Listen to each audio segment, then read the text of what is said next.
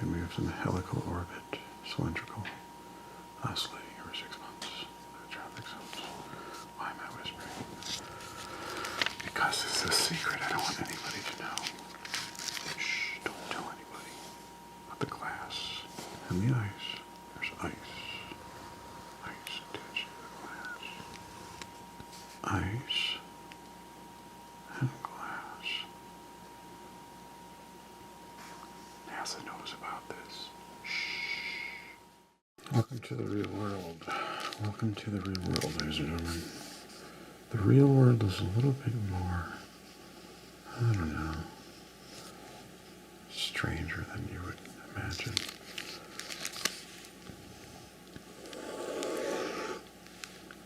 This is the real world. This is a cross-section of the real world. Mountain ranges, continents, oceans,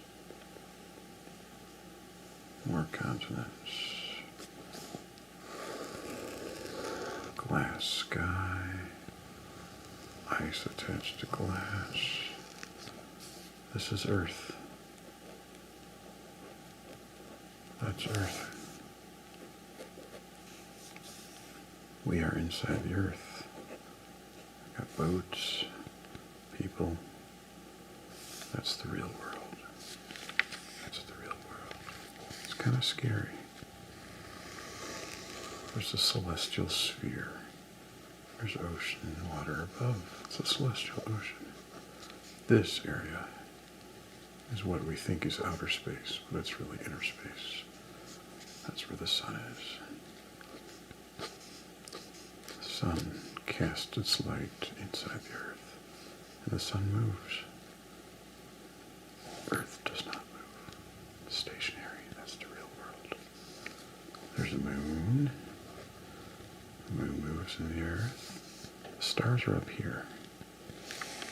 The stars are up there. Very tiny. They're inside the celestial ocean. Why are they in water? Because that's how stars work. Sonoluminescence. Sonoluminescence. That's what stars are. Very dull, very small. Very tiny and small.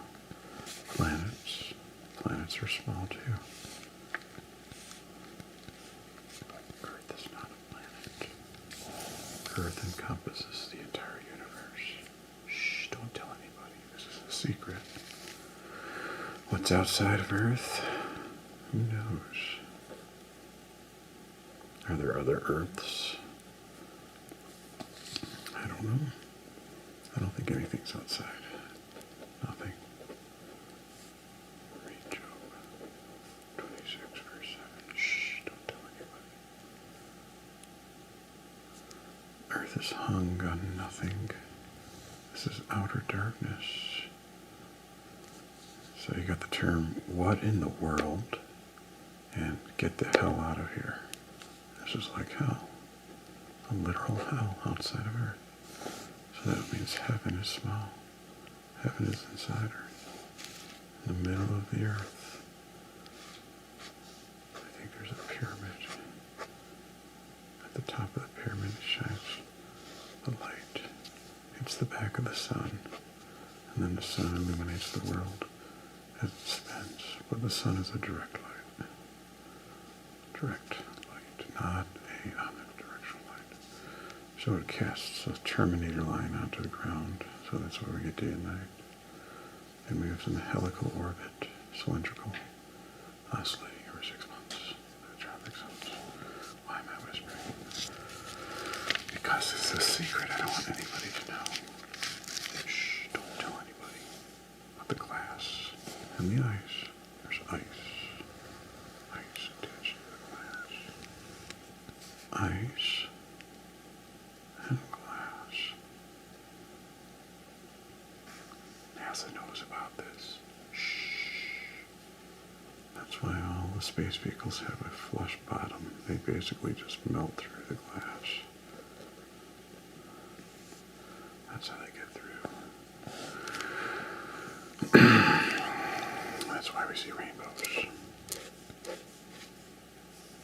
light from the sun is being dispersed through the glass, casts rainbows onto cloud vapor.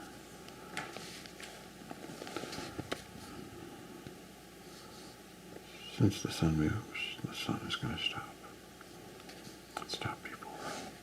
And when it stops, it generates disproportional heat to the glass and to the ice. So the ice starts cracking and falling down to the earth. Ice chunks. Big, big ice chunks. Maybe like 1,000 pounds. Billions of these ice chunks. Billions of ice chunks falling down to the earth when the sun stops. I think it's going to stop. Possibly when the moon is eclipsing it. There's an eclipse coming up on May 9th and May 10th. I'm not saying it's going to stop then, but it is possible it will stop over Australia. And so that would cast a nice moon shadow over the ground to kind of protect that area from the heat. But the rest of the world, see when this ice falls down, bam, all over the world, like figs off a fig tree. Gonna rock the world. Rock the world. Isaiah 28. Isaiah 34. This is the treasures of the hail that are reserved against the time and battle of war. Job 38.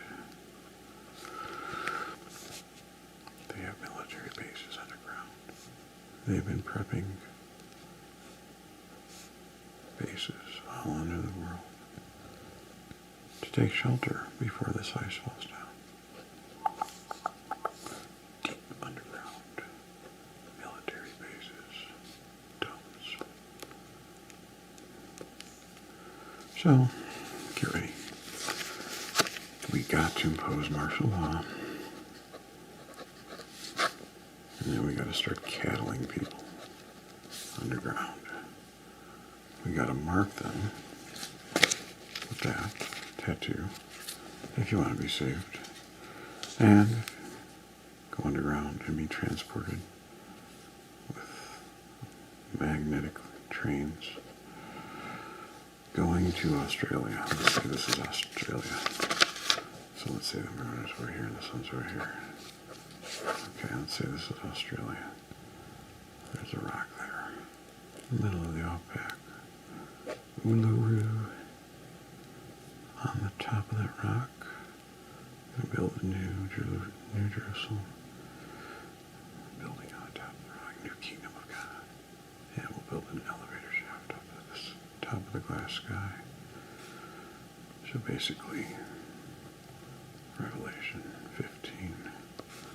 And there stands a bunch of people on a sea of glass. Okay, so get ready. This is the real world. It's kind of scary.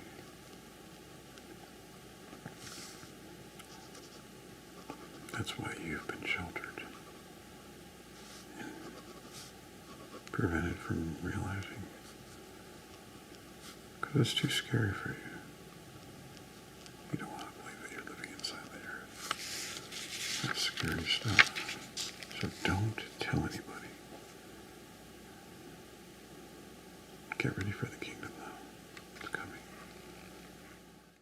Okay, just want to go over a little bit about the curvature of the earth and how the refraction of the glass in the sky actually warps our perception, a concave encasement. So just to really quick here, this would be the shell of the earth, which contains the entire universe. So this would be the celestial sphere.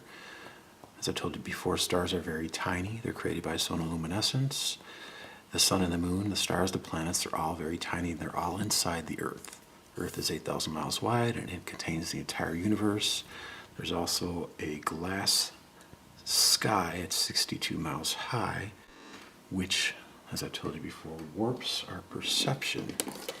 And actually, this is Mother Nature's trick the ruse that she played on humanity, where actually it makes us think that we're living on the Earth instead of in the Earth. Okay, so this would be at 62 miles high, or 100 kilometers.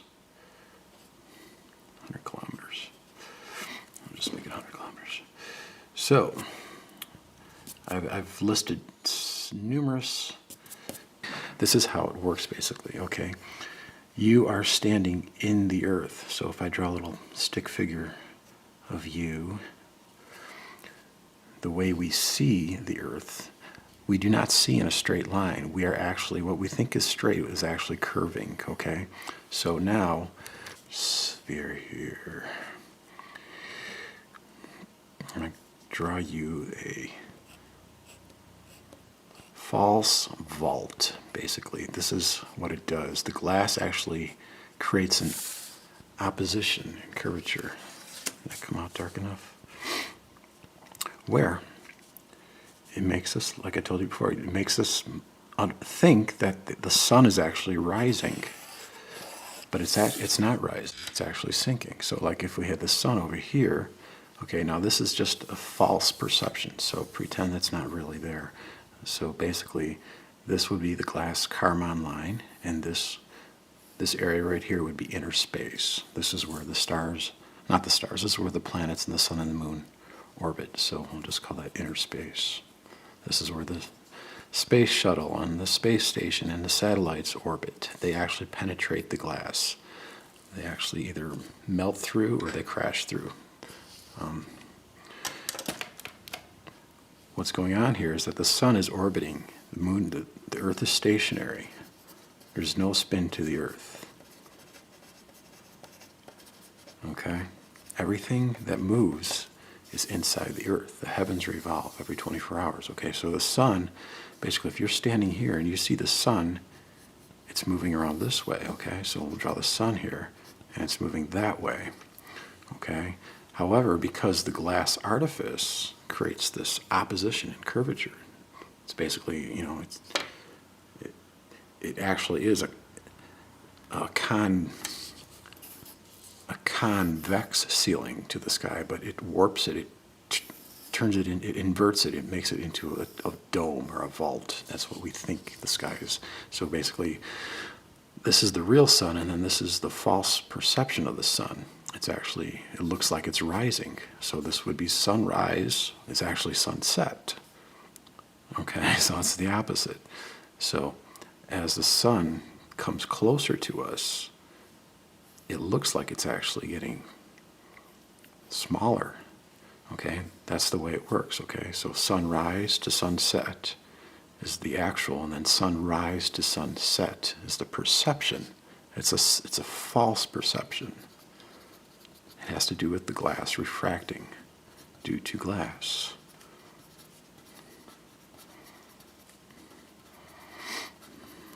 Okay, so the way our eye works, I told you before, our eyes are actually seeing on a curve now, okay? So basically, the way we look at the sun is actually inverted.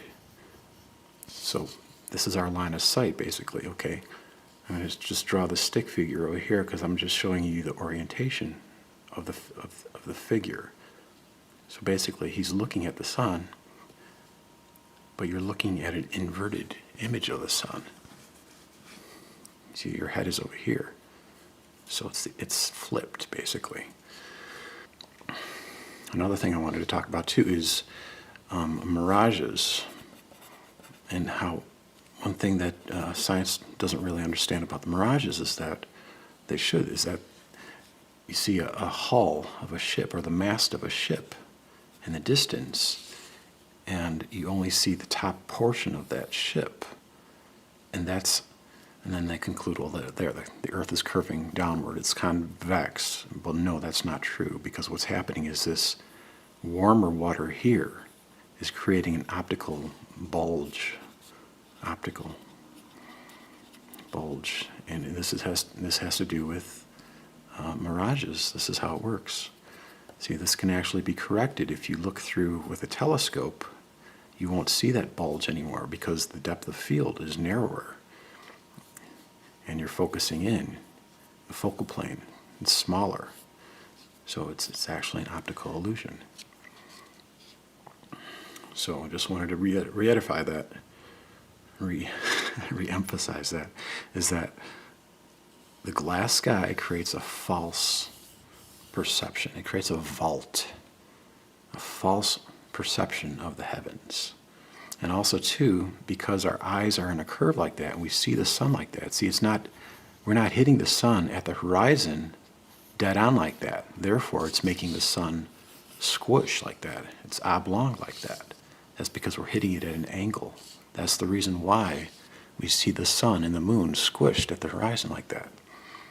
It all has to do with the glass inverting it, inverting the curvature, and the refraction involved with that, and the fact that we're not viewing it at a dead-on angle. We're viewing it off, like an acute angle, basically. However, when the sun starts getting closer to us, then we see the sun more circular. That's because we're seeing it at a more dead-on angle, basically. So that's what's happening. It's the glass. The glass. There is glass in the sky. NASA knows about this. All space agencies know about this. There's actually a literal ceiling, and there's also ice attached to the glass. That's where the mysterious megacriometeors are coming from, the ice chunks that nobody knows where they're coming from. Okay, that's all I want to talk about. Inverted world. This is the true nature of the universe, the inverted world. Okay? That means Earth as you know it, as you've learned to understand Earth, even from a little toddler in grammar school, you have been taught wrong. Earth is not a planet. Okay? Earth does not spin. There is no spin to the Earth. Regardless of what you've been told a lie. It's not true. There is no spin to Earth. Earth is inverted. What does that mean, inverted? Well, that means that the surface of the Earth on which you stand on curves upward. So if this is you,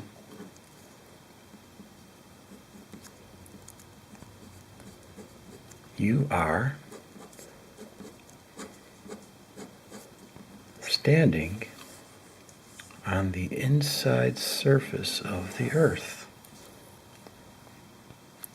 This is called concave, okay?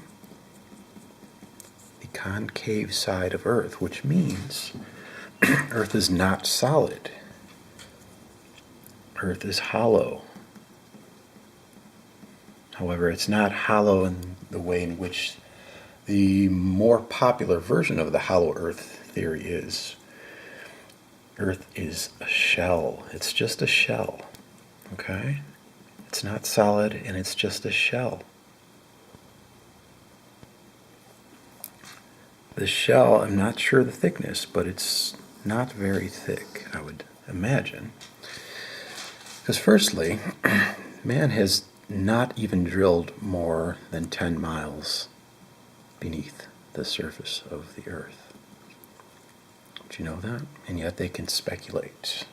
All their so-called knowledge of the center of the Earth and the core is all based on speculation. That, let me get a circle here. A nice circle for you guys.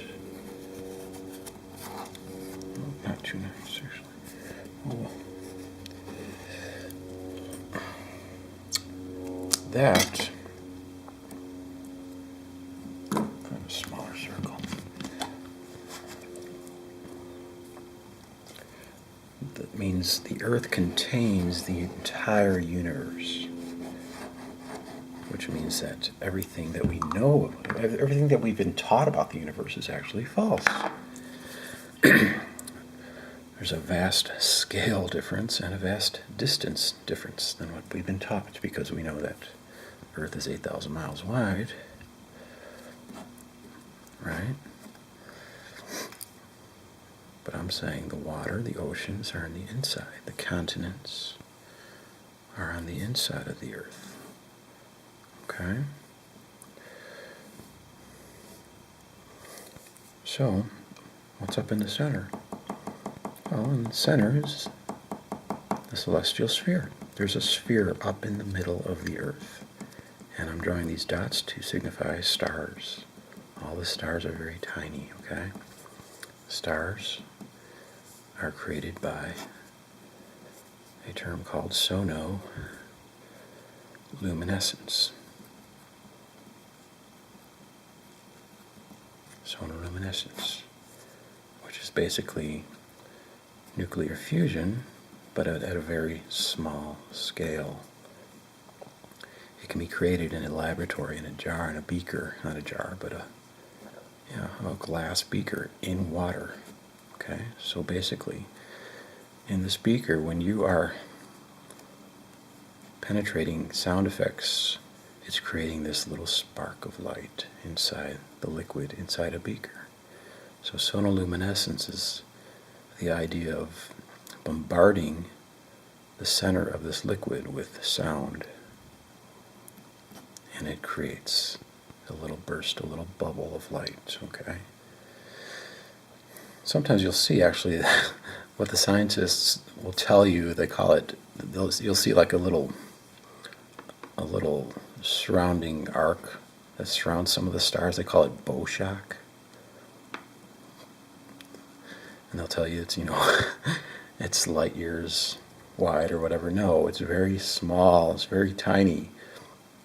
This outside surface is actually the bubble of the stars inside the liquid.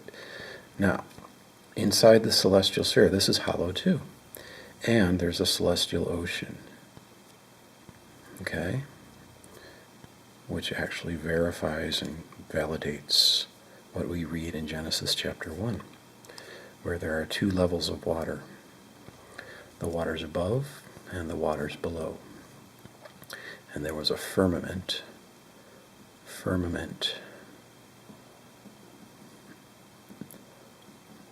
which was created. This is a hard surface, and I believe it's created out of glass. Okay, this is the initial firmament. Later, after the flood, there's a secondary firmament that was created.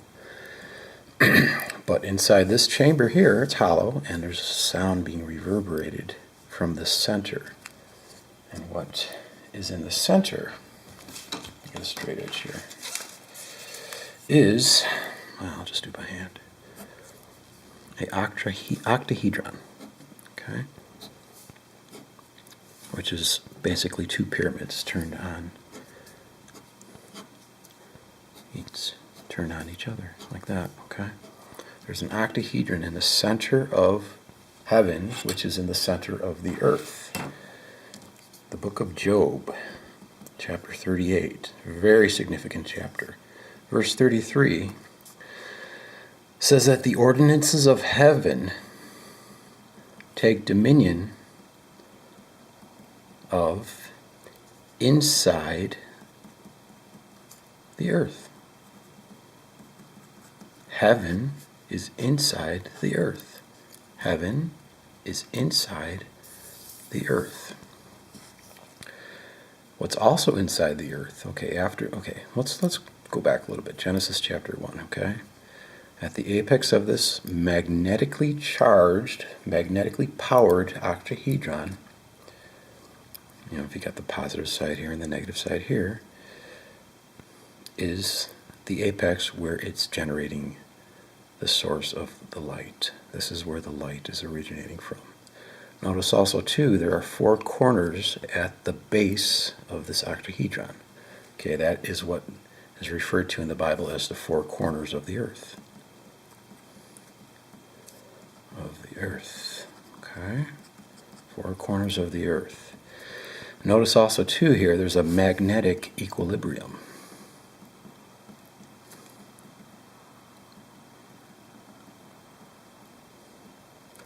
At the center. This is where the equator is. Okay, so basically you can take this 0 degrees latitude, and that's where your equator is. That's why also geostationary satellites can hover perfectly.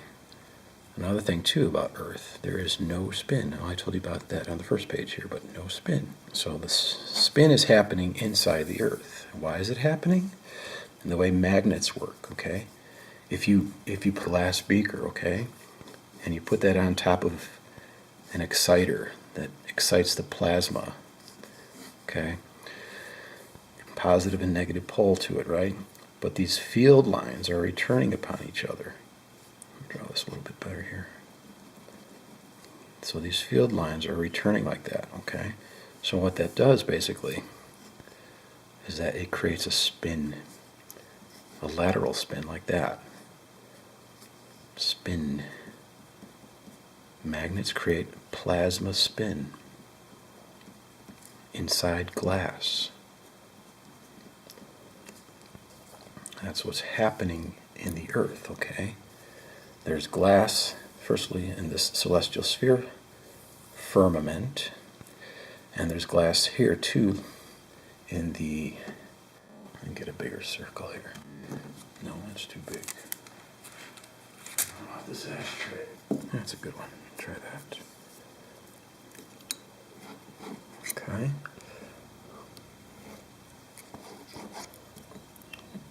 There is a glass firmament at the top of the atmosphere, which is roughly 62 miles high. 62 miles. Glass. That was created after the flood, okay, which was meaning basically that Earth in that instance meant land. So the land was not seen, okay, it was without form.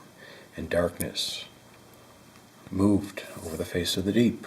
Well, yeah, so there was already a spin happening. And the Spirit of God moved upon the face of the waters, okay, so, and then let there be light, okay, then the light flicked on, okay, so the light inside the sphere is being refracted because refracted means it's being bent, okay, light is being bent, especially inside a curve. It's going to curve. Light is going to curve because of the refraction. So at the top of this apex of this pyramid, this light is bending over like that because initially it's shooting out straight, vertically, but it's bending around like that, okay? So the light and the Spirit of God is moving, okay, magnetically charged, so we're spinning already. We're spinning in this lateral motion continually. This is happening every 24 hours, okay? There was a firmament that was created. So this actually expanded and created this firmament, okay? In the beginning is not saying before there were any elements whatsoever, okay? This was already here. This was before the beginning. This was built. This is called the foundations of the earth. Go back to Job chapter 38, verses 1 through 4. It describes a geometric structure when describing the foundations of the earth. And it's also a pyramidal structure because it talks about the cornerstone and it talks about being laid with measures. Okay? That's what's going on, okay? So, day 2, you got this firmament that was created, and it separated, the heat expanded into 2 levels. So this earth expanded, okay? The shell got thinner when it expanded. The earth shell got thinner. And so you have waters above and waters below, okay? Very simple. Inner celestial sphere, inside heaven. Now there was going to be light that was being created in the outer shell of the universe, and that was the sun, okay? Okay? They're moving this way, okay? Is wrong. I've seen the sun from back in 2003, and I was up here in a raft. I was on the waters here, and I was looking at the back of the sun, and the back of the sun was actually dark. It was flat basically, and what I noticed that there were these light rays that were hitting here, I'll draw it bigger over here basically, but if you're looking at the sun, it's just a round dark disk and it had a white ring around it, the light, okay? And they had these light rays that were hitting the back of the sun, and they were all parallel like that, and they were going straight across the equator of the sun, or the diameter of the sun. I don't say equator because I don't think it's a sphere. It's either bowl-shaped or it's flat. I'm not really sure. But since I'm talking about the sun having a dark side, I'm also saying that it's not an omnidirectional light. I'm saying it's a direct light, like a flashlight. The sun is a direct light, contrary to what you've learned, which means it casts a shadow. It casts a terminator line where the light is divided from the darkness, okay? And because it's inside the curve here, and the light is being bent, it's being refracted like that, okay? It will eventually have this terminator line on the earth, which divides the light from the darkness, okay? This is a direct light. It's very important to understand that. Now also, when the light bends too much to hit the earth, it actually moves around and it turns around back in towards itself and it hits the moon, okay? That's also why this is the real explanation of lunar eclipses. It's not the shadow of the earth that's covering the moon. It's actually, there's like a little area of light that's like a void where the sunlight cannot reach the moon. And when that moon enters in that little cone-shaped area of light, funnel-shaped area of light, the moon gets obfuscated, okay? So, you have the sun and the moon. They're moving around the inside of the earth. The planets are there too. Earth is not a planet. Remember I told you that, right? Earth is not a planet. Planets are little spheres that orbit around the inside of the earth. And I believe there are 7 of them because I don't think Pluto's a planet either. So that's 9 minus Earth and Pluto. So you got 7 planets that are also moving. There's an ecliptic here, okay? In Job chapter 38, it calls the ecliptic the day spring. Okay, so they're moving around like that, okay? Okay, now during the flood, now pretend this line isn't here yet, okay? It says that the windows of heaven were opened. So the windows, this glass firmament, it broke apart, okay? And water gushed forth down to the lower ocean, the lower level of water. So it flooded. It went over the continents, over every continent, okay? And it also expanded the earth more, okay? As well as the water that came down, sand also came down, silica. And it came down here, and that's how we get this glass bound. It fused together in the ionosphere, where there's a lot of electromagnetic activity. So there's a glass sky here, okay? It's 62 miles high. Attached to that glass sky is also a mantle of ice. Going back to Job 38, verse 22, verse 29, it's called the hoary frost of heaven. Hoary frost of heaven. Hoary frost of heaven. Now the word hoary frost in Hebrew actually connotates that word with the image of a bowl or a basin. So basically you're thinking this hoary frost is attached to a bowl or a basin-like structure, okay? Or a womb, out of whose womb came the ice. Job 38. Or it's also called the treasures of the hail. Treasures of the hail. That they are hidden. We don't understand that there's a layer of glass and a layer of ice connected to the glass up in the sky. And every so often, this glass, or not the glass, but the ice will fall down.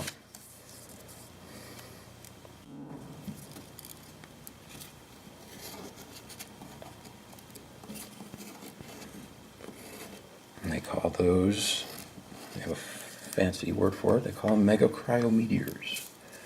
Ice chunks. Ice chunks. Mega. Cryo. Meteor.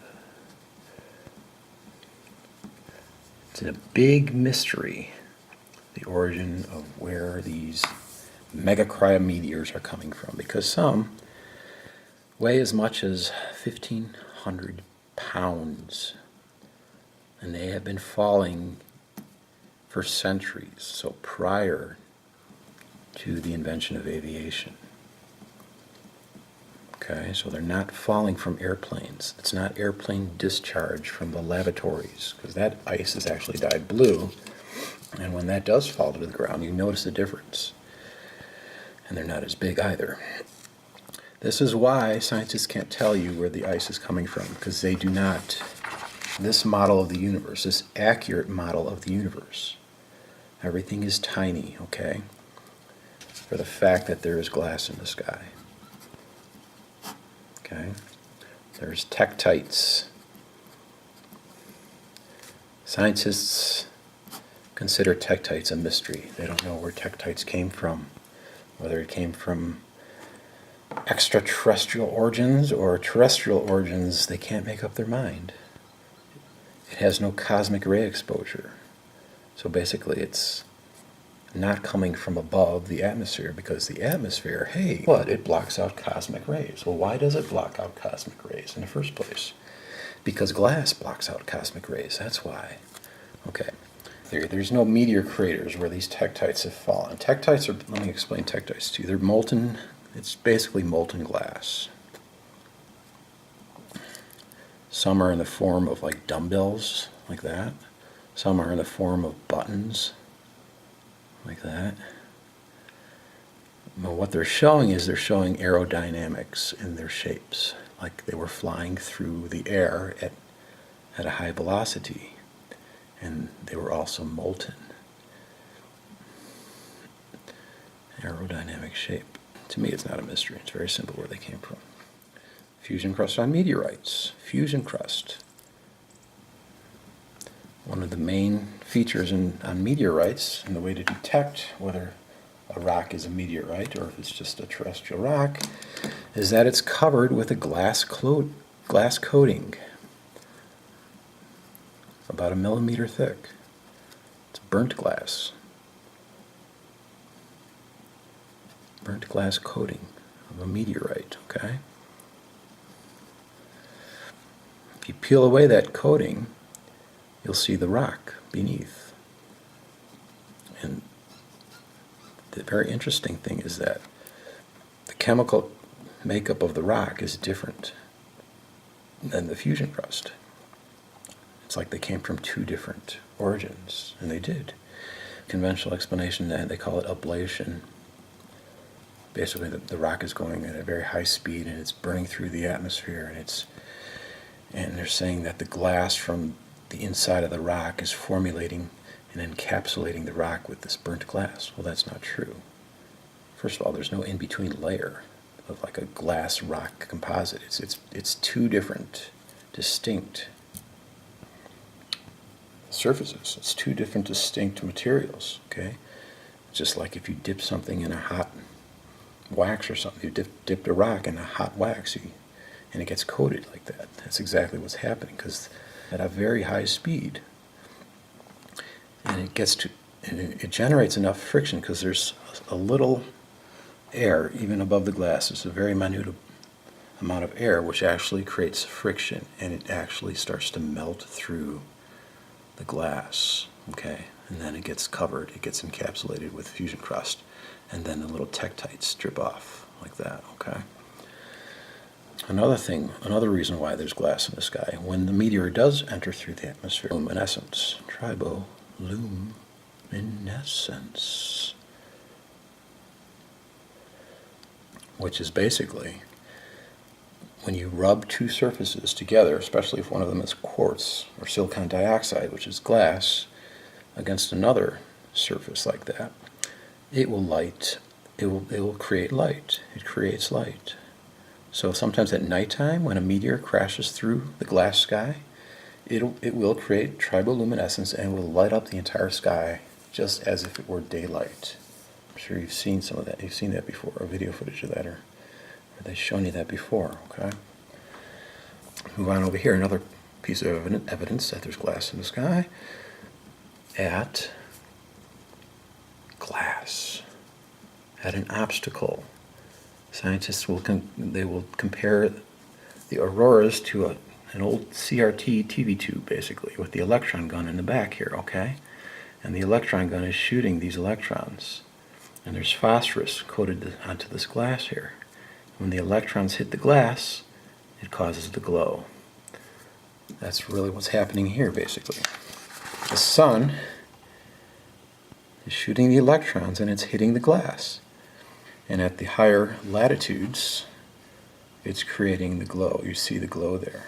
I'm not really sure why it's happening at the higher latitudinal regions, but maybe you guys can tell me that. Okay, so auroras are created because of glass. Ozone generation. Ozone generation. You could smell the glass in the sky, okay? Where you have a glass plate in the middle, okay? Or inside. And so the glass plate, the O2 molecules, are creating O3 molecules, and it's distributing off this fresh scent. So basically they have the oxygen molecules after a thunderstorm electromagnetically creating O3. So you have the O3 molecules being created because the electromagnetic activity after a thunderstorm is creating the ozone. Same thing, because there's glass in the sky. That's what's happening there, okay? Another reason that we have glass in the sky is because, to draw a little cross section here, here's the earth, here's the water, whatever, here's the clouds in the sky. The thunderstorm, you have the lightning beneath the clouds, right? But you also have upper atmospheric lightning. Upper atmospheric lightning.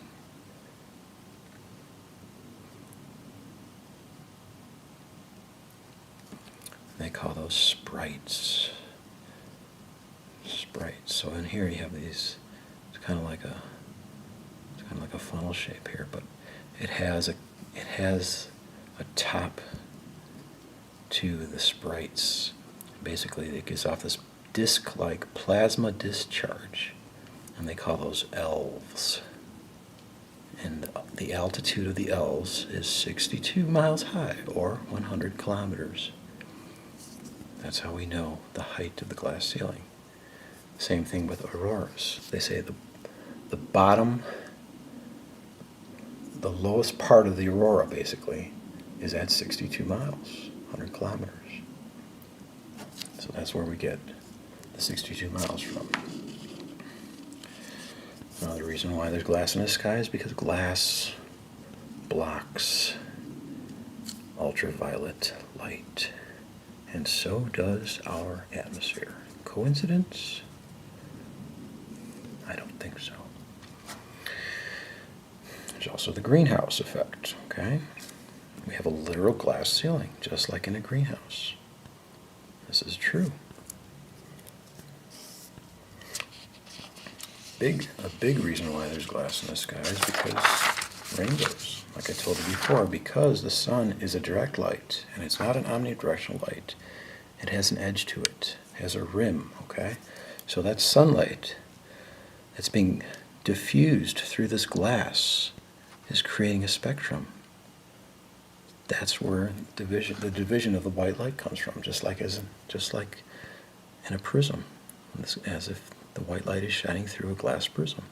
So basically, the light that we see coming in that glass, filtered light, is projected onto reflective water vapor.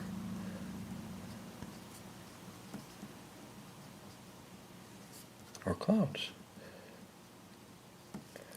That's all it is. The clouds are not the source of the rainbow, folks. Clouds are only the surface of projection. Same thing with a garden hose. If you're holding a garden hose, okay? You're spraying out the spray. That's not the origin of the rainbow. The reflective water is just the surface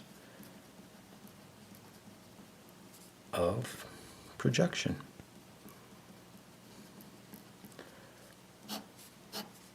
Surface of projection. Surface of projection. Now you can understand why the rainbow is arced. It has nothing to do with any kind of weird explanation that they tell you. The rainbow is arced because it's just mimicking the arc of the sun. It's mimicking the edge of the sun.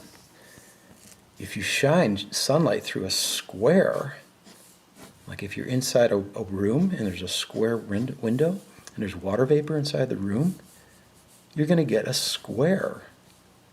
You're going to get a straight edge rainbow. That's all it is. Same thing, you can shine a flashlight. Some flashlights you can actually create a rainbow. If you shine a flashlight onto a white piece of paper in a dark room, you can create a rainbow on paper. Because it's just mimicking the rim of the light source. That's all it is. That's also why the inside of rainbows are brighter than the outside, because that's where the light, that's where the sun is. The sun, it's the projection of the sun, of the light of the sun. True reason why rainbows happen. And now you can understand, okay, well, this glass diffused light is projecting all the colors of the rainbow onto clouds. It can also colorize the sky, right? In the morning time, you'll see the nice red clouds at the horizon. It's filtered. It's glass-filtered light. You're getting the red end of the spectrum. At the moon, the moon at the horizon, when you see the moon rise, okay? Sometimes the moon is orange. It's because it's being gelled by the glass-filtered light. If the moon is up in the middle of the sky, it looks more blue. Well, it's being gelled too. Now you can understand stellar spectroscopy.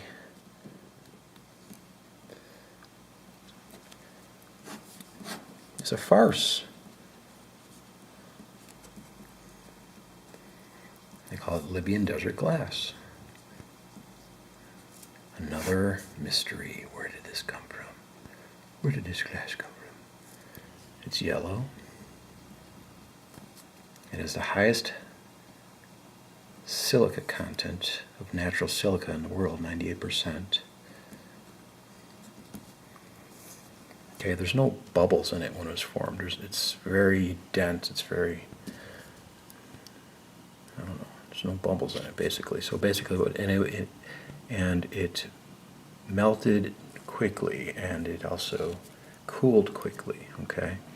It didn't come from the surrounding sand, because when you try to do that to the surrounding sand, first of all, you're not going to get this high of a silica content. And secondly, you're going to have these little air pockets and bubbles in the glass.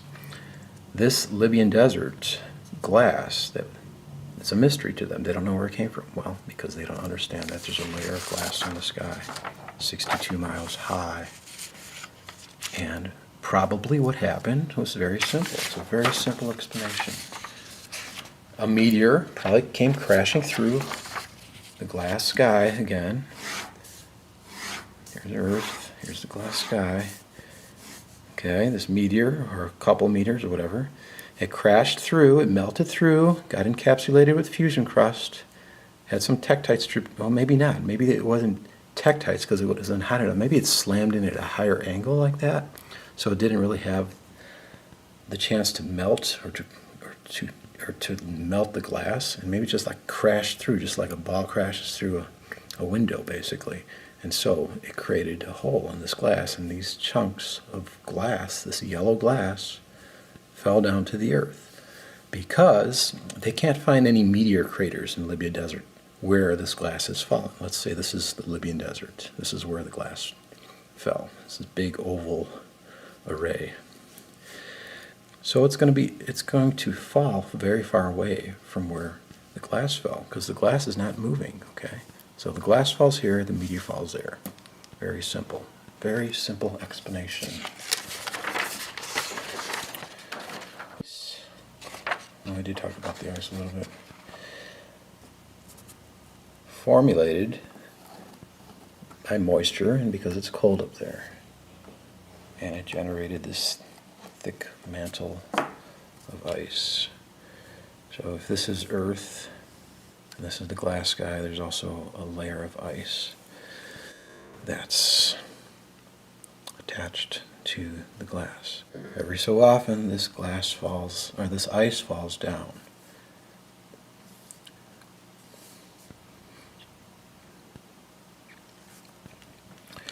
Through exhaust fumes or whatever. That's why they spray the skies with contrails. They're not chemtrails, they're contrails. They want to block the heat, the man-made exhaust fumes, from reaching the top of the glass sky. They don't want these ice chunks falling down. So now they'll spray the skies with this webbing because the exhaust fumes will create heat. They don't know where they're coming from. I even called I use that term loosely, Dr. David Travis, who studies these, told them where they're coming from. They're coming from the top of the glass sky. I gave him much evidence that there is a glass sky, and he's like, oh no, well the atmosphere's been so thoroughly studied over the years. Well no, it's just that you haven't been informed because the powers that be didn't really tell you what's really going on. They know about this. This is the true form of the world. Okay, let's go back to what's going to happen prophetically based on what happened in the past. Because everything is moving electromagnetically, gravity is, for the most part, a fictitious force. It has nothing to do with gravity. It's all electromagnetism, basically. They can stop. The celestial orbs can stop in the sky if there is an abeyance, if there's a halting of the electromagnetism. And that's what happened before 3,500 years ago.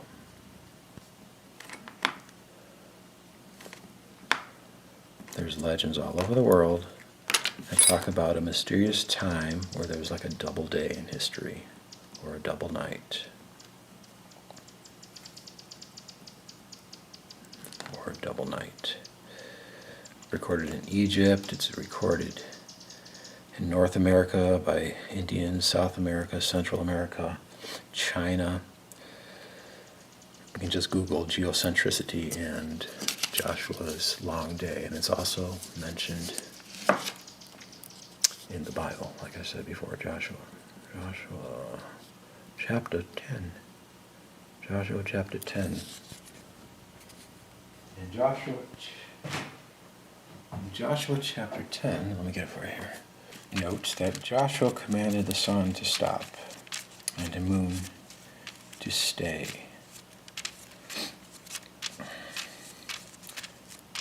Evidently, so he wanted to have more daylight to finish his battle, okay? Joshua chapter 10.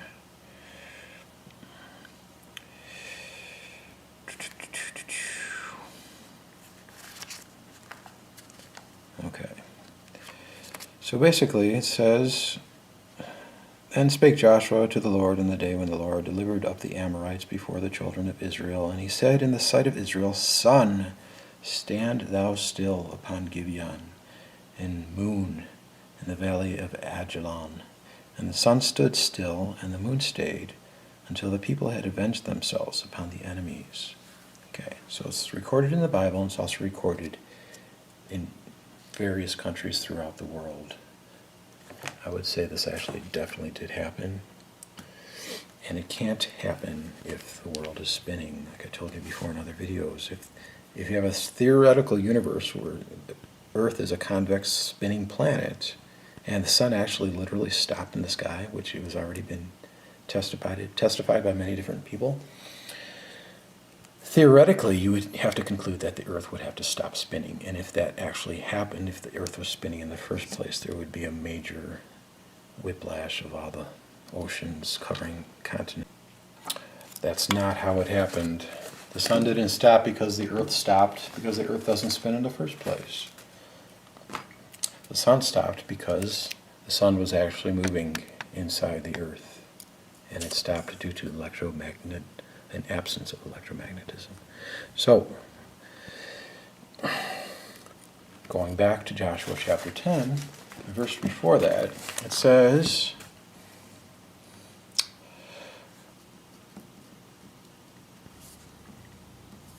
hail falls. There is the connection. If the sun stops, hail falls. If the sun stops again, you can conclude that it's very likely that hail will fall again. Now, let's look at some of the verses in the Bible where it talks about hail falling, okay? Go to Isaiah chapter 28.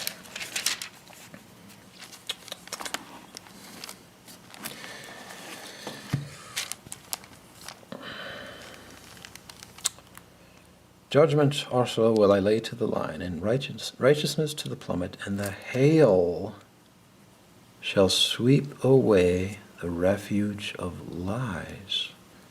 There's a lot of lies, scientifically speaking, that so-called scientific men have told you. Once you can, chapter 24, let's see if I can find this real quick.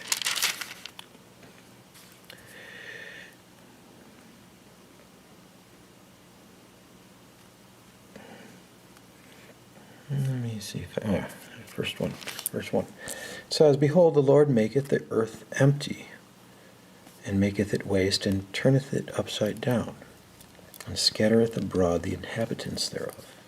Turn it upside down. Well, actually, that's not the verse I wanted to look for. I don't know where it is, but basically, let me turn this off. I'll get it. I'll be right back.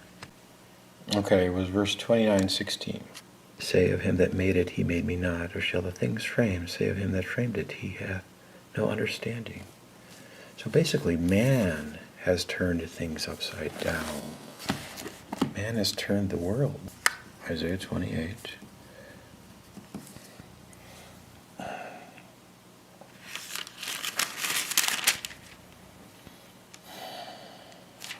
Isaiah 34. It says, the heaven shall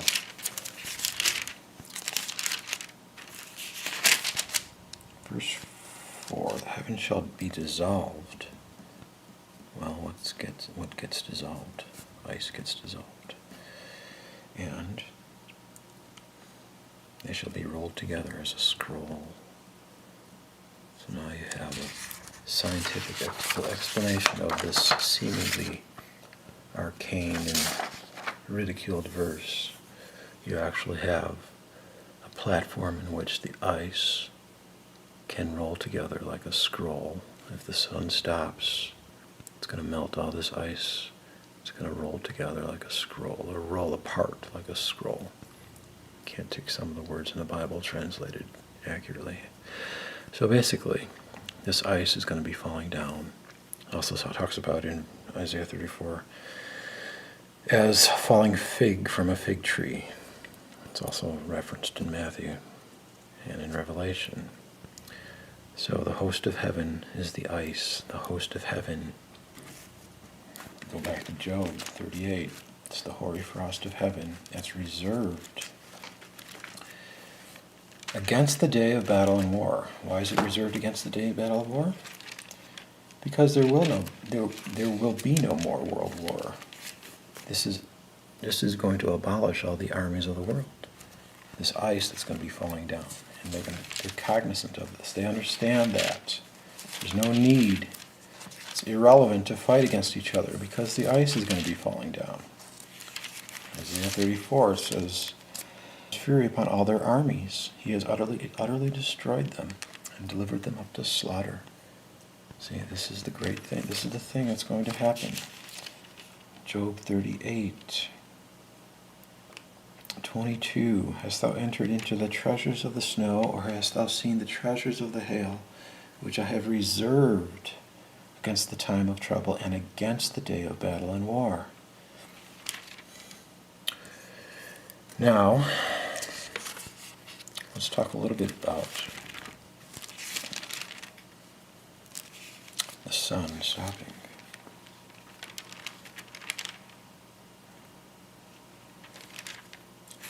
Isaiah chapter 60. I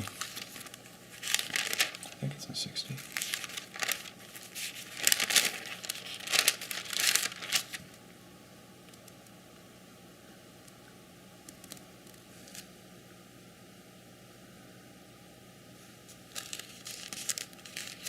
Is it 60?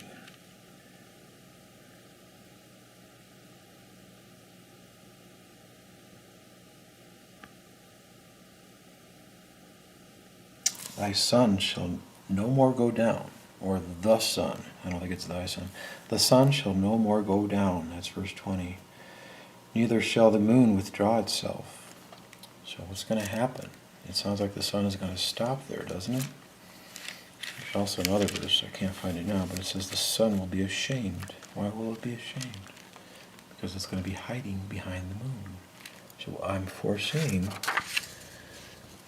this is a possibility. I'm not saying it's going to happen, but November 13th, 14th eclipse over Australia. Will the sun stop? Will the moon stop? Will they align themselves up?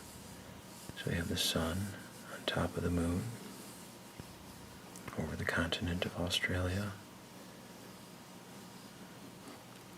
Will the sun cast a shadow, the moon shadow, on the ground? Will it? In the book of Zechariah talks about it, a day where it's actually not day nor night. Something's going to happen. Okay? Here's the glass sky, right? Here's the ice, right? Say the sun stops. Well, this area is protected, it's shaded, so it's not going to melt as quickly anyway. This ice that's going to fall down like figs off a fig tree. But after the ice falls, after it's all fallen down from the top of the glass sky, that's not the end of things, because if the sun is still stationary like that, it's still generating heat disproportionately. Just like if you're moving a magnifying glass over an area, or if you're moving a light source, or you're moving your finger across a candle flame, your finger doesn't get burned until it stops. If you stop the magnifying glass, if you stop the light source, that's when the heat starts. And there's also solar flares that could happen, which actually can magnify the intensity of the sun 7 times. Why 7 times? Well, Isaiah chapter 30 talks about the sun being 7 times as hot, and the moon being as it were daylight. So this can actually create heat that would burn up even the dark side of the earth when the sun stops, theoretically. So this area would be protected from the moon's shadow. And on Ayers Rock, that's where I'm proposing to build the new Zion, the new Jerusalem. This is where I believe the new kingdom is going to be established. The new kingdom. So we'll see what happens. Okay, well that's enough for now. I'm getting tired of talking. Okay, I want to talk about a few things, guys. One is I'm going to blast the misconception of twinkling stars and the redshifts and quasars. Traditional astronomy will tell you that the redshift of stars is indicating velocity, distance away from you. The more the redshift of a star, the farther away and the faster it's traveling away from you, which is complete bollocks, as those idiot Brits would say. What I told you before, guys, there are actually 2 levels of glass within the earth. two levels, okay? If this is the Earth here, okay, this thin line would be the glass sky at 100 kilometers. And then this line right here would be the celestial sphere glass, which is approximately maybe 2,400 miles away, up in the middle of the Earth. So you have the central octahedron in the middle here. You have a celestial ocean inside, the water's above, the water's below, so you have water below here in the ocean. And then you have the stars at the bottom of the ocean, and they're created by sonoluminescence. During the time of the flood, these sonoluminescent stars, they clustered together and they became very hot. And they began to melt through the glass celestial firmament and creating these little pockets, these little indentations and openings. The windows of heaven were opened, right? The windows of heaven were opened, and so the water came down. The water also came up from the fountains of the deep of the earth. So we had water coming down and water coming up. And so after the water came down and after the sand came down too, the sand is what created this secondary firmament at 100 kilometers, which actually pushed the water down. That's why we have the rainbow, because the sun is within this region here. So the sun is only a half sphere. Everything is operating on curved light. And so that's why we see rainbows, because the sun is being dispersed through this glass medium and being projected onto the raindrops. The raindrops are not the source of the rainbow. But anyway, going back to the celestial sphere glass sky, it healed back together. So it closed up. The windows of heaven were closed after the great flood. So now you have these indentations, these peaks and valleys. This glass celestial firmament, because of the way it had been ruptured, it had been opened up, and then it healed back together, it's not perfectly smooth like that, just like this glass here. Okay, you have these bumps all over it. That's why, okay, they call it, I'm not sure if I spelled this right, scintillation. Stellar scintillation, that's why they say stars twinkle. That's not, they say it's due to the atmosphere. They say that the atmosphere has different layers of density, and because we're viewing the stars through these different layers of density in the atmosphere, it will cause the stars to twinkle. However, we don't see the planets twinkling. Now, there's a reason why we don't see the planets twinkling, because the planets are not above this non-smooth celestial firmament. They are in the region of inner space where the sun is. So the planets are here. Okay? So we're not going to see the twinkling of the planets because they're not being viewed through this warped glass medium. Simple, guys. Okay, so here's like a close-up of the crystalline celestial sphere, and you have these peaks and valleys in it, right? Okay. There's going to be a chromatic aberration going on where the blues will appear to be closer, the fringe, and the reds will be appearing further away. And for the most part, generally, that's what's happening with the stars. Most of the stars we see with a higher redshift are further away, but they're not millions and billions of light years away. They're simply above the glass sky, being affected by the chromatic aberration. However, there's see, this is where they can't understand where quasars fit into the equation, because quasars have a very high redshift. Very high redshift. Okay? And Hubble didn't realize this when he came up with the redshift theory. He didn't understand that there were quasars that were actually breaking the laws of redshift, of the so-called Doppler effect. That's simply not what's happening. If you understand that there are peaks and valleys in this glass sky, this celestial firmament, you can have a stellar object that is closer than a galaxy. Remember I said galaxies are just drains? They're drain remnants. And the drain remnants of what happened after the flood. After the windows heaven were sealed back up, you have these spirals indicating drainage of the water coming down. So, and then after it healed up, of course, you have these this non-uniform surface now. It's a bumpy surface. And so, chromatic aberration in different areas of the sky will filter through these bumps and cause redshifts, even redshifts in objects that are even closer than galaxies. So there's a particular quasar that they just they can't understand where it's coming from, where the redshift, why it appears to be connected, because there's like this jet that's connected to this quasar at 7319, and see why that quasar, which appears to be connected to that galaxy, has a higher redshift than the galaxy and the stars in the galaxy above. There's a much higher redshift. Okay, well, it's very simple. You're looking through this warped, this non-uniform surface, and you're getting different refraction. You're getting different aberration, different fringe effects. That's all that's happening. Okay.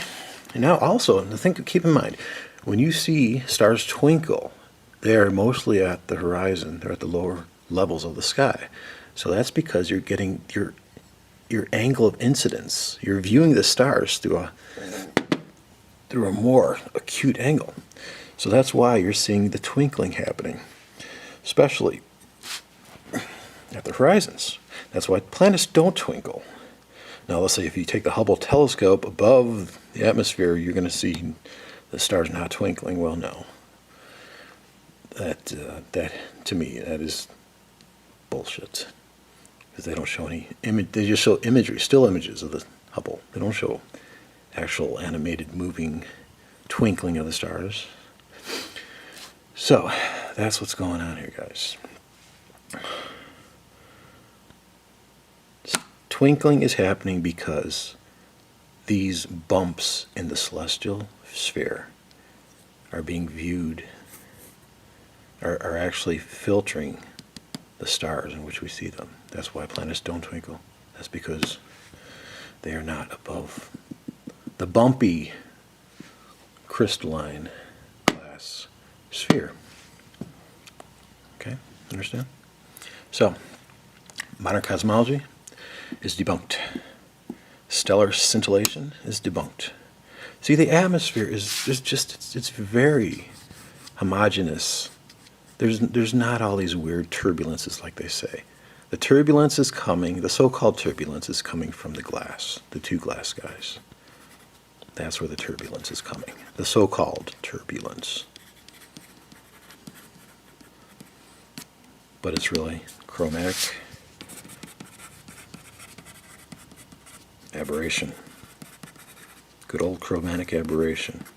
That's why we get the redshifts. That's why we get higher levels of redshift in certain areas, even though it appears closer than their connected galaxies in these quasars, because of these bumps in the celestial firmament, which was damaged at the time of the flood.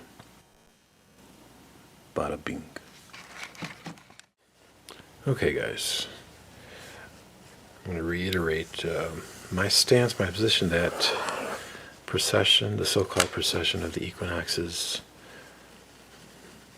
is a myth.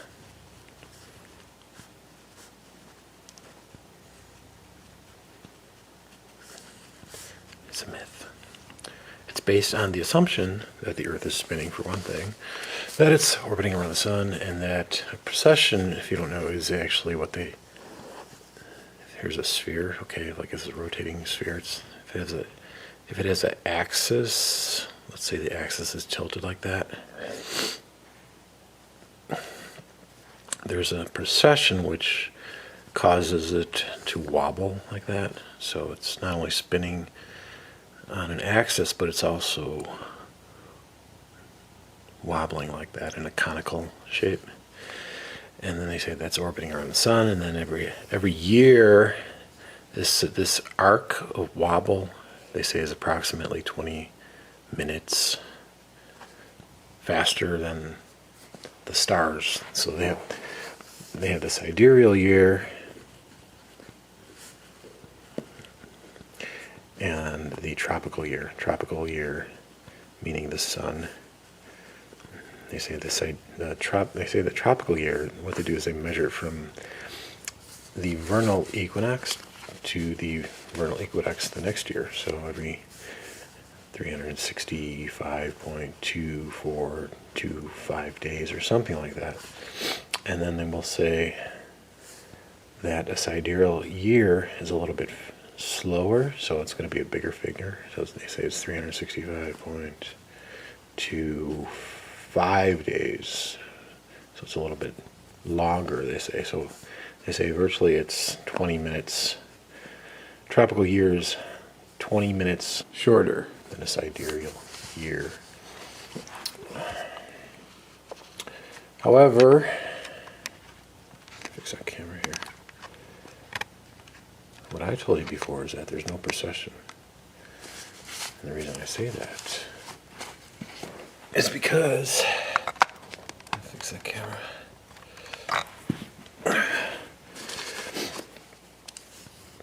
Let me draw the concave Earth here. Okay. Concave Earth with the celestial sphere in the middle, and we have the sun orbiting around the celestial sphere. We're going counterclockwise here. So the sphere is spinning, and the sun is spinning as well. It's completing a helical orbit, which means cylindrically. And so this is the equator here of the celestial sphere, and the vernal equinox, the spring, when the sun begins to rise northward. If you measure that time on a yearly basis, you'll get 365.2425 days. This 0.24 days, or a quarter of a day, is really essentially what I think is happening. Now, I do not believe in stellar parallax. That has never been proven. There's no oscillation between the stars over any 6-month period of time. They'll just show you diagrams. They won't show you any actual data or actually. Okay. Looking from a top view here, we're standing here inside the Earth, and the sun, like I said, is going to be closer to you than the stars. After 365 days, it still travels another quarter of a day. So let's say the sun's going to be over here. Now, the trajectory of light within the Earth, everything is curving, right? So when you look at the sun at noon compared to the stars versus when you look at the sun at 6 o'clock p.m., there's going to be a curve here, and you're going to see the stars over here. So there's going to be a parallax difference. Even though you don't see the stars while the sun is out, supposedly if they look, if you can see the stars during a solar eclipse, you will see there's a parallax difference here, right? So they assume that the sun is faster by about 20 minutes, okay? But it's really just a parallax difference. Now, I also want to talk about the Milky Way band in the celestial sphere. Okay. Here's the celestial equator, and then we have the ecliptic going at 23.4. That's the path in which the sun traverses. Here's 23.4 south versus 23.4 north. And then you have the Milky Way band, which is going to be at about a 60-degree incline from the equator, not the ecliptic, because the Earth is not tilted. So this band, Milky Way band, it divides the celestial sphere into two hemispheres. Okay, you have the northern hemisphere and the southern hemisphere. Okay, we're talking this band dividing it. And what is going on here is that there's a fluctuation of velocity with the sun as it passes through, or at light rays behind the sun stemming from the central octahedron behind the sphere, and it's not going to be a linear progression. It's going to be nonlinear. It's going to be accelerating and decelerating as it passes through, especially when it goes through the band, because the band has a higher viscosity. It means that it's thicker. So the sun, like when I showed you my analemma video, when the sun goes, there's 23 north, 23 south. When the sun crosses the band, it slows down. Remember the analemma? So it slows down like that. So they also have discovered, I'll give you a link to this, that the preference, the rotational preference, whether it be clockwise or counterclockwise, of the spiral galaxies. And remember I told you that spiral galaxies are merely just drains within the celestial sphere. So we have counterclockwise, predominantly, they have found counterclockwise spirals in the northern hemisphere and clockwise spirals in the south. And so when the sun crosses over the band, like I said, it's higher, it's thicker here, it's more dense, okay? So it's more viscous.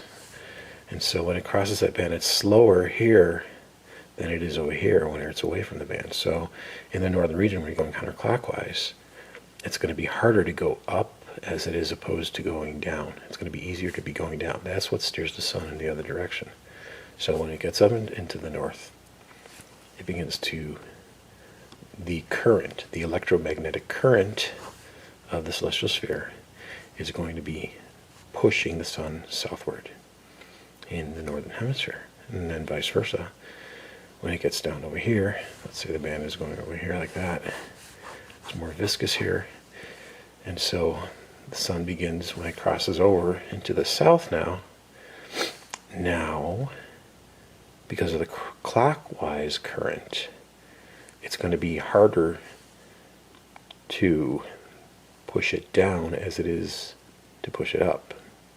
So it's going to be easier to push the sun up once it gets into the southern hemisphere, like that. So that's what steers the sun in the north-south direction annually, like that. There's also bipolar planetary nebula that are symmetrical, and they are all running across the galactic plane or the Milky Way band. That's another indication that the celestial sphere is divided up into two hemispheres like that. Also, the cosmic microwave background radiation shows a dipole. So that's how it works. Now these currents here, the clockwise versus counterclockwise, show the galaxies, they show the drainage. Those are not continually spinning. Like I said before, during the global flood, these stars clustered together and they burned holes through this glass sphere. And then they healed back together, they cooled off. So it's pretty much stationary, these spirals. They're just like drained remnants, really. And so, but we still have this electromagnetic current. So this counterclockwise current in the north and a clockwise current in the south. Okay. My part 3 of my precession of the equinoxes is a myth. It's not true. There's no precession going on halfway between the Milky Way band during the equinoxes. Looking at a top-down view, if we had the Milky Way band going across the top here, this would be the vernal equinox, and that would be the autumnal equinox. But the sun has to stay halfway between. It only crosses the bands during the solstices. Okay, so there's no precession. It's kind of funny. They call it the New Age. You know, it's a New Agey thing. Oh, we're going to enter the age of Aquarius. That's bunk. It's baloney. It's New Age garbage. It's New Age garbage entered into modern so-called astronomy. Okay, concave Earth, glass sky, no precession. Parallax is, also 2 owls, I want to talk about too as well, is that, like I said, 365.2425 days, and the celestial sphere will spin 1 day extra. So it's 366.2425 or whatever So that's what causes the sun to pass through the 12 different constellations during the course of 1 year. Okay? So that's how the sphere is spinning over the course of 1 year, one revolution more than the sun. Okay?